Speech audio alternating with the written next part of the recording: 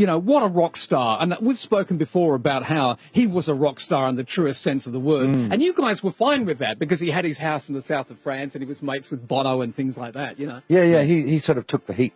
You know, the media heat from us. But I mean, you know, it didn't start out that way. I mean, you're not born a rock star, and none of us were. You know, Michael was actually quite shy. You know, in essence. I mean, we grew up together. When he started singing with us, he wasn't really a singer. He was more of a poet, and he was in a band with Andrew and Gary.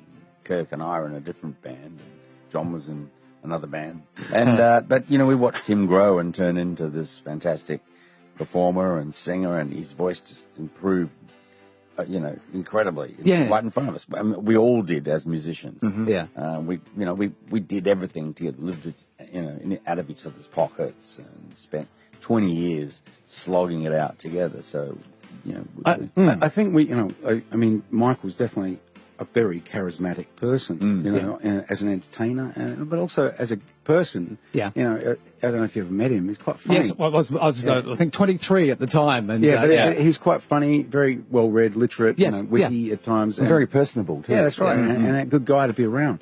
And for me personally, these guys probably feel the same way.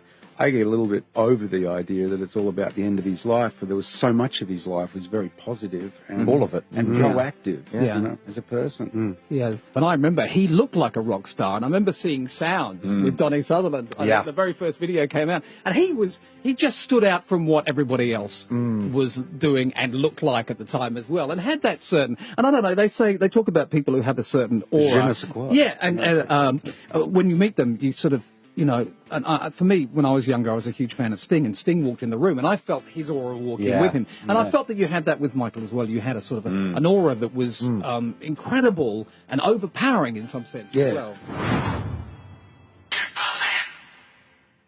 You know, what a rock star. And we've spoken before about how he was a rock star in the truest sense of the word. And you guys were fine with that because he had his house in the south of France and he was mates with Bono and things like that, you know. Yeah, he sort of took the